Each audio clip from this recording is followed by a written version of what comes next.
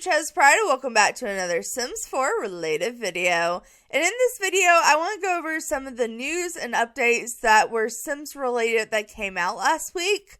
I actually wanted to record this video this weekend, but things actually got a little bit busy, so sorry it's a bit later than I planned on putting this out, but I still want to talk about some of these things and my thoughts on them, such as what was and wasn't in the patch for The Sims 4 last week, and somewhat the drama behind all that, plus just some Sims news in general.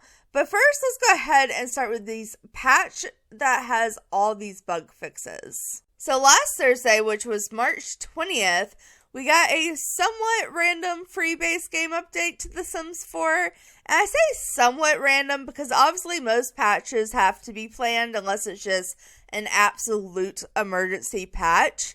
And there are always glitches and bugs that need fixing in this game because it's The Sims 4.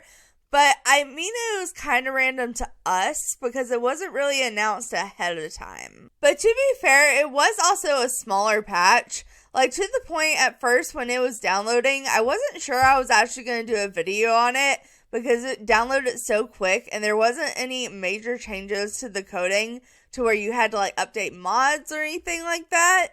But then I looked at the notes, and between the other stuff I want to talk about in this video that came out last week, and how amused I was at the amount of bug fixes alone for just the new pack, I kind of figured I would go ahead and just make a late video on it, kind of just covering everything at once and giving my opinions. So the Sims team ever so nicely put out a patch note article for us called The Quality of Life Fixes for Businesses and Hobbies, and it very well fits because, like I said, it's mostly bug fixes for businesses and hobbies. Like, there's a couple of others, but not many. But if you are looking for this article, just in case you wanted to read it yourself, it is on the EA website. But if you're looking for a direct link and you're still over on Twitter, because, you know, maybe I'm not the only one that still looks for Sims news on Twitter. But if you're ever on the Sims direct communication page, they did put a direct link to it the day it came out, which again was March 20th. So, let's go ahead and just read the little intro. So it says, Soul Simmers, we've pulled together a series of fixes and adjustments based on your feedback to make sure everything is running smoothly. And then it just says you can report problems on the EA, on the EA forums, and they're hoping you enjoy businesses and hobbies. That's pretty much all it said. But anyways, so like I said, it's just a bunch of bug fixes. So we're going to read through these. I always find amusement in these because it's just like, how is it that messed up to where they have to fix this? Like, some of these problems are just absolutely ridiculous. And I think it's important and to look for things that you've been noticing in your game. Because obviously, like, if you play The Sims enough, you notice some kind of glitches. You notice some kind of bugs. Oh my god, stop.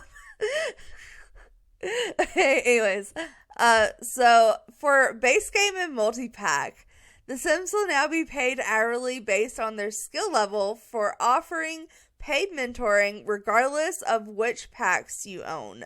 So that's pretty much is for businesses and hobbies, but it kind of goes across all the packs plus the base game, so that's why it's under this category.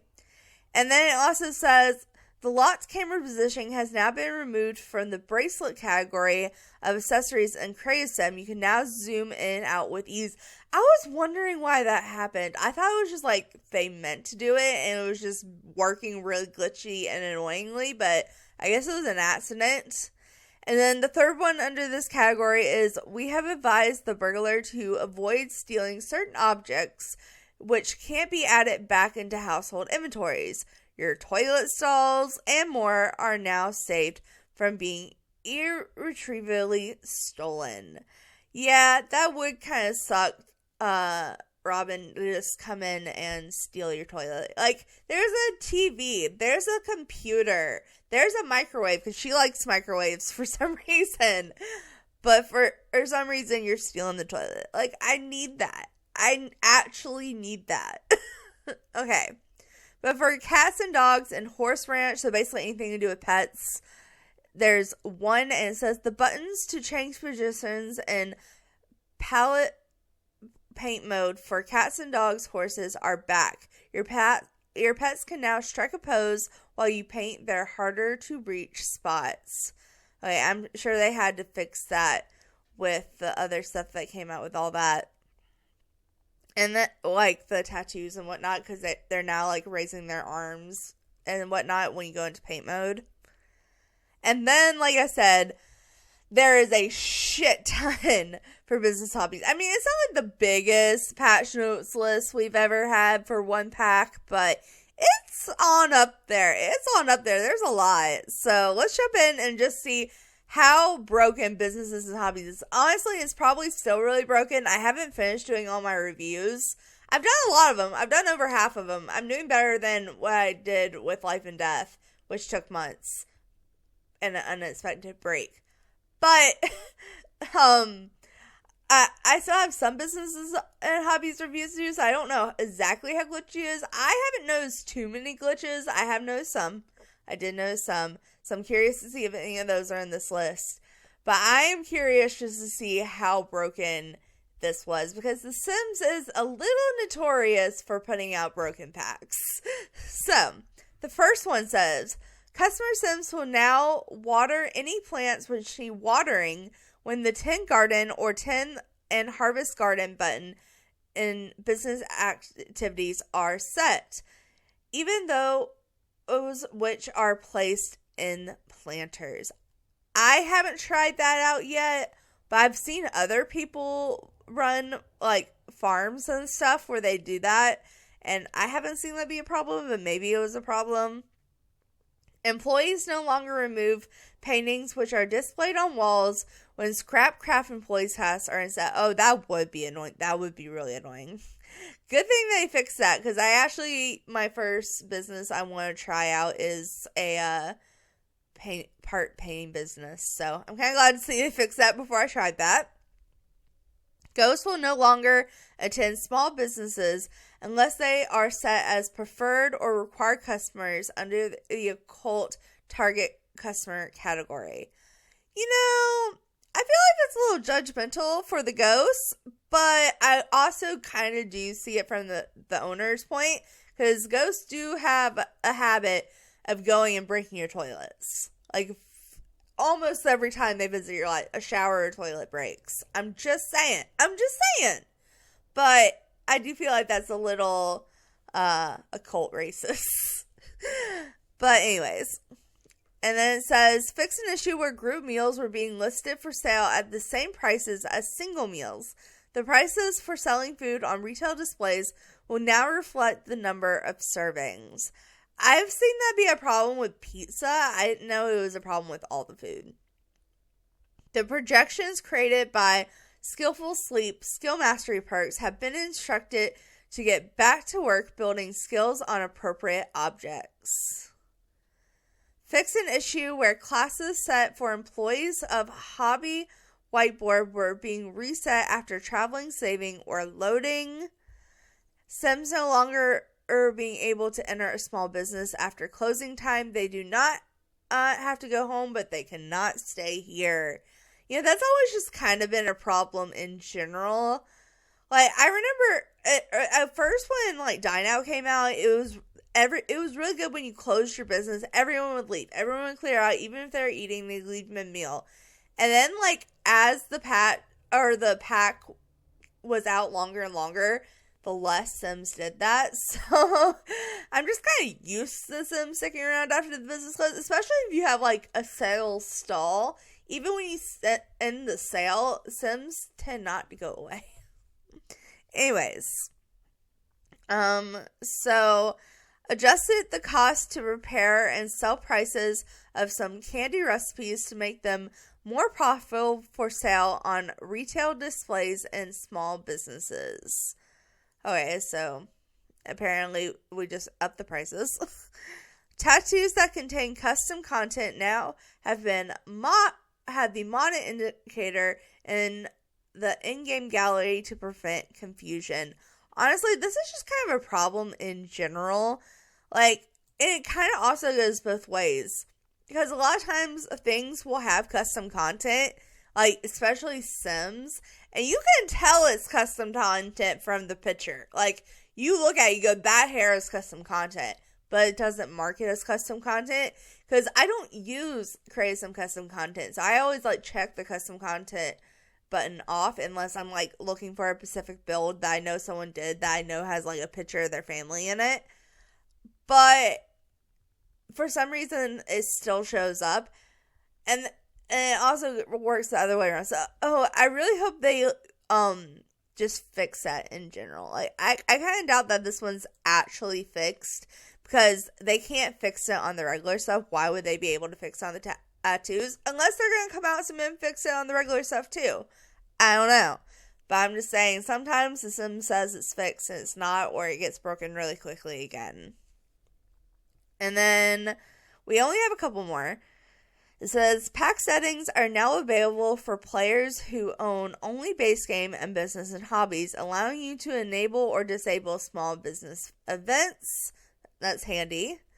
Notifications about accessible ticket kiosks will no longer trigger on lots which aren't assigned to small businesses. Creating a preset small business when buying a small business venue will now show the correct small business name in all the notifications. Fixed an issue where the employee section of the career panel did not shrink down correctly when minimized. I hate when that happens, just in general. The source of the unexplained glowing light around Norhaven's train station has been identified and contained. I actually thought that was on purpose, and I kind of liked it.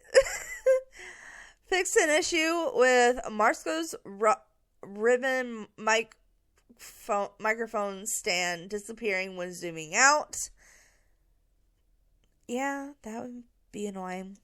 And resolved an issue with a pair of trousers expanding the unexpected areas when the stomach body sliders were adjusted. Okay.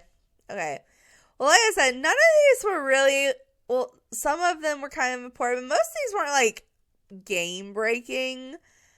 And that brings me, that, I just feel like there could have been some updates that were more important to fix, but also there's more updates that are important to fix that aren't with this pack too, and that goes to the for rent. So if you've missed the drama, well, one, there is a good thing that comes out of it. There is a spring sale going on right now. I don't remember exactly how long it goes to, but it's a short spring sale. Normally sales last a couple of weeks. And honestly, most of the sales on this are pretty good. Like, pretty much all the packs are off, like, that aren't kits. I mean, you got, like, Life and Death for $30, Love Struck for $25. I mean, you got a Sims bundle for $35, High School Years for $20. That's half off. You know, there's a lot of packs for sale. There's, like, literally actually 4 pages of packs for sales. And I think that's great, because I love when packs go on sale. Even though I buy them when they come out, I think it's great for people that can't buy them when they come out to be able to buy them on sale. But the major drama is the highest percentage they're giving off is 50%. And they're not doing that for a lot, but they are doing it for rent. And for rent right now, which this is the reason I haven't opened my legacy, my short legacy save where I'm playing in a residential lot, is because when you're playing a rental residential lot, it's possible right now. There's a glitch going around where it's possible it starts corrupting your save file, especially if it's an older save file. In my short legacy series, I'm on generation 8. Well, generation 7, but going on to generation 8. And it especially happens if you place custom lots down. Basically what the glitch is it starts in Willow Creek and slowly goes through all the worlds and starts deleting your lots. And they still haven't fixed it. It's been going on for like a month or two now, and like it is corrupting save files. People are losing their long-term saves, and I am so scared of opening my file. Like, I'm thinking about doing it. I'm definitely going to be backing my save up, but the thing is, I'm playing in Willow Creek, so I feel like if anything starts disappearing in Willow Creek, I'll notice it, because it does tend to be happening more with people that are playing in newer worlds, and I've been playing in Willow Creek for the whole time. But I don't know, it's just been scary. I think I'm gonna back up my save file and risk it anyway, because I really want to play with this new pack, Businesses and Hobbies, with that save file in particular. But I've been too scared to open it. So the thing is they put For Rent on the highest sale they can, like 50% off, $20 when it's a $40 pack. You know, of course, now they add tax, so a little bit more. They didn't used to add tax. They do now. But why are you pushing this pack for when it is corrupting save files and you haven't even spoken on it? Like, I think they're aware and they're working on it, and they're probably doing their best to work on it. But they could say, hey, we're working on it, and not put this one up for so much, like, such a high sale to where people that don't know that glitch is going on is going to be like, oh my god, it's on such a great sale. I better buy it when I have the chance. You know, it's kind of a bad move, Sims, business-wise. But there's just been some drama around that, so I thought I would talk about it and just give my little opinion on it. Like, I feel like if they're gonna put it on sale, they shouldn't put it on the highest percentage, which is 50% off. And they should have made some kind of announcement saying that they're working on getting it fixed. But they didn't do either one of those things, so I kind of agree it's slightly annoying. It's slightly annoying they did that. Especially when they just put out this whole big bug fixes for Business and Hobbies, which just came out. For Rent has been out for like almost it hasn't been over a year? I don't know. It's been about a year. And this glitch has been going on for a month or two, and they haven't even addressed it, but they already have given this many bug fixes to Businesses and Hobbies. I feel like they should have at least fixed this.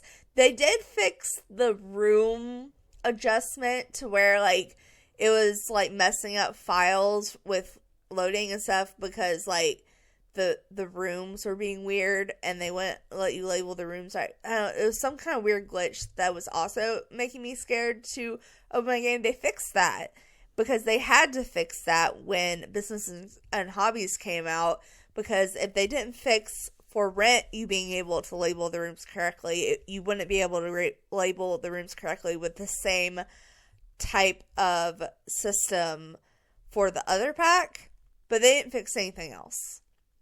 So I don't know. I'm just a little salty about it. I know a bunch of other people are too, so I won't go on too long about it. But I feel like something could have been done to make the situation better. That's just my opinion.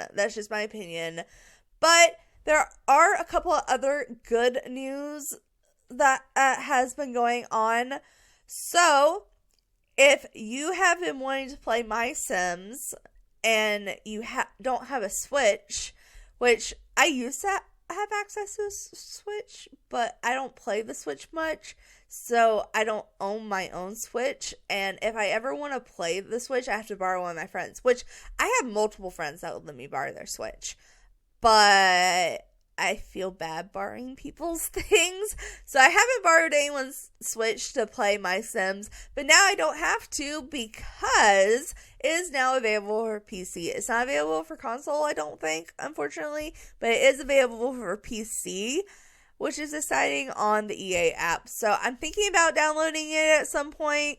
I I might wait to see if it goes on sale, honestly, or just I'll have to wait till I have more money in general. But I am thinking about downloading and trying it because I am really excited that came back because I used to have a Wii growing up. It was like one of the only consoles I had, and My Sims was originally a Wii game, if I understand correctly, but I never got it because I didn't realize it was a thing. I would have loved it if I had known it was a thing. I just didn't know it was a thing because I was so into Sims 3 at the time. I was so into Sims 3 at the time that I just didn't care about anything else. Like, that was just my autistic obsession with Sims 3. So, I don't know, but I'm looking forward to hopefully trying it. But if you want to watch this cute little trailer, they put like this 30-second trailer about it. I don't know. I thought it was cute. And then also last week they announced it. I couldn't find a direct article on it, but I have seen a bunch of people saying it since last week that they have extended the date for the Blast from the Past event. Now, you guys know how I feel about timed events. I think they should not have limited rewards. Like, I think it's fun that you have to play through challenges and do certain tasks to unlock rewards that you can keep in your game forever. I just hate the fact they're a timed event, and I don't know how they would exactly make them not timed and still make them important. I don't know. I feel like it's like with scenarios, they could just keep it in a tab. I don't know. I feel like they could kind of work it like scenarios, but I've gone on about that tons and tons and tons. But for one more week, they have extended the Blast from the Past event. It actually may have happened a week or two ago that they extended. I'm just now hearing about last week. But it was originally supposed to end sooner, and now is going to end on April 1st, which when I'm recording this is exactly a week away. So you have one more week to get the Blast from the Past event. Honestly, I actually really enjoyed the Blast from the Past event. I did a whole little mini Let's Play that was Doctor Who themed. If you haven't seen that, there's a whole playlist.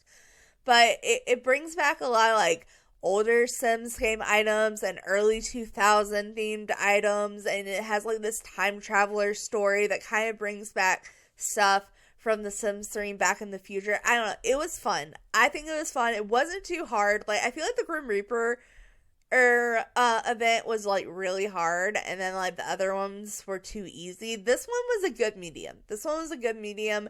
I feel like you could get it done in a couple of hours max if you sat down and did the whole thing just straight through. And it has some really fun prizes. I really like the birthday cake. I like the furniture. And the story is really cute. So I would encourage you, if you're seeing this last week that this event is out, to go get it, because once the event's gone, you're not going to be able to get the items anymore unless you download them custom content, which is really annoying. But on that news, that's pretty much everything I had to talk about. The major things was the bug fixes, but there was all that other stuff I wanted to talk about too and give my opinion on. Again, sorry this video's kind of late to the game, but I just ended up having a lot more go on this weekend and the end of last week than I had planned. But anyway, guys, I'm going to end this one here. So thanks so much for watching. Make sure to like, subscribe to Awesome Stuff, because you guys are awesome people. I'll see you next time. All right,